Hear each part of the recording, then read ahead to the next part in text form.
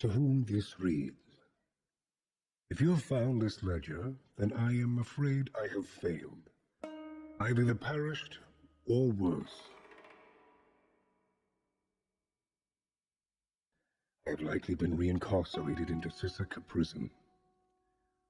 The posse of outlaws had taken me in for exchange for my brilliance. Despite my best efforts, though, I could not stay away from the dastardly life of crime. The next few pages are to recount my tales and my life with Gavin Summers and his gang.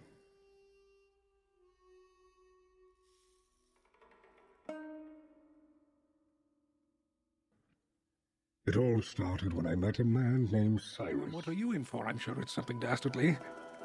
Well, I got sweat up for 7 blank wobblies. You got what? Cyrus then would introduce me to a many few, known as Miles, Speedy, Snake, Stumpy, and the ringleader of it all, Gavin Summers. Charles, why the hell do you think we gather in the outskirts of the fucking world? I could tell right off that this group had potential. Dangerous outlaw. Like twax are poisonous. Okay, but easy. It's not nearly this. Worse, way worse. It wasn't long before a man named Snake showed his distrust in me. So I was offered a job to prove Your job is to lure someone out of town, make up a lie, something, anything, and get them to meet us at a location. We're inspectors. We're inspecting the... you fucker! Yeah, get out of here. We are, And what's the name of our business? how about, Poltergeist? Where we specialize in hospitality and the supernatural. Would you ladies like to go on a tour, a ghost tour? Elijah Liggins, send us a sign. Does everybody have their lantern? Whoa! Did you hear that? What was that? What? Look at, there's a log on the ground. Poltergeist ghost tours spread like wildfire. Our last location here, so everyone get your lanterns out and your notebooks ready. People there? Yeah, Or are those there's apparitions? people. By the end of the next day, we had amassed quite a crowd. Everyone put their hands in the air. Okay, all right. And with that, I earned my place in the Summers gang. I had spent the next weeks as the runner of the posse.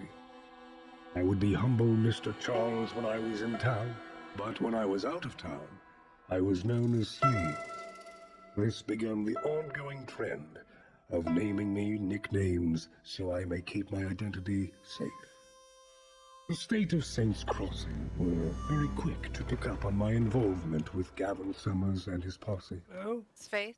Deputy Faith. Faith, how are you doing? Hey, we've been looking around for you. We wanted to ask you questions about the night we all got robbed. I was soon whisked off the streets of Valentine with the here, news take a that I left. was hostage, Take a left, boys. and I would be met with ransom at a nearby falls. After rigging the cart with dynamite, and nary a Charles in it, the idea of Mr. Charles in the smithereens. The law were very keen to find the murderers of Mr. Charles. So much so that it wasn't long before the posse was found and taken to Sisaka to serve their time. I, in response and in good faith, found myself waltzing onto the prison grounds to pay my friends a visit and give them supplies. How the fuck did you get in here? I kept my old laundry. After serving his time, I met up with Gavin in Saint Denis. But our very own Snake had other plans. Snake. It turned out Snake was feeding information to a lunatic named Renee, who had hired others to try to kill the Summers gang. Gavin Summers. Into the Saloon. I ain't fucking around. During this confrontation, I was shot in the back by a man named Wesley Shields. Follow Mr. Renee, and he seems to be in for you. We will get back to him.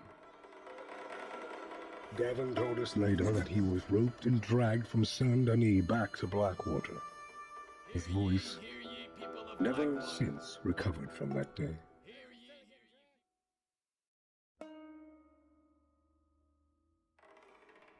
I have never seen such vengeance in a man so focused as I have seen in the wounded Gavin Summers. I was to meet him in a cave system lost in the foothills north, where he had been keeping Snake captive. The hell are you gonna do to me? With blood pouring from his mouth and laughter echoing through the stone chamber, Gavin had slowly pulled the fangs of Snake. Gavin, no need. There's no need for... You forced him to swallow them. Gavin then bid Snake adieu, as Snake, a face drenched in the same crimson he wore, limped to the waterside and collapsed into a nearby river.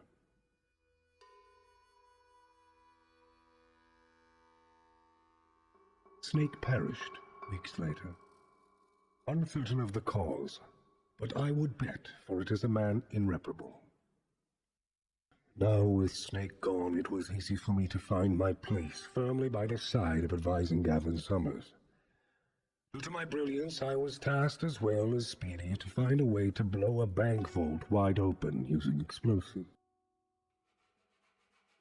Though such struggles met both me and Speedy, our brains racked by confusion on how to create such a catalyst, I did finally find a solution fueled with frustration.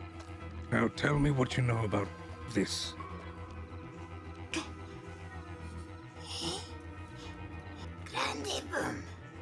Though there was a bit of a cost.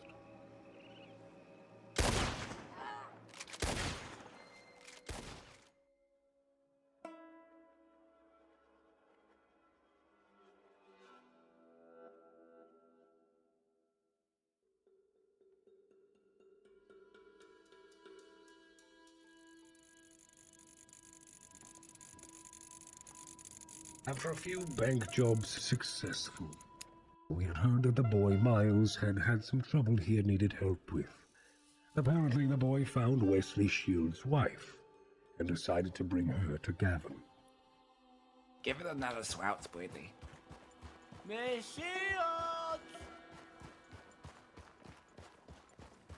But she wriggled free from his bonds and was lost on the She could way. have just tumbled over at some point, right? I guess she could have. I don't think you're thinking straight, Miles. Something must have happened to her. She couldn't have gotten away. I could tell that Miles was distraught, so I tried my best to keep his mind off of it all. Where was I? She was filling the canteen. Right, so when she went to fill the canteen, I then made the very harsh decision, and rash decision to fire 6 shots into the back of her head. When I felt I needed to do, she was sick, no one could help her. Miles then spoke of discarding broken things. If something is broken, then why keep it around, Mr. Charles, he would say. Why would you keep something that's broken, Mr. Charles? And he then revealed his dark secret. One that involves a primitive need to kill and mutilate the unfortunate of the crossing. You need to go. It was also brought to my attention that Gavin Summers was secretly supplying the boy with victims for some ungodly reason. I then thought it was my responsibility to discard This Gavin's was broken toy how they found a dead man. after he showed me the place where he had done most of his dirty work.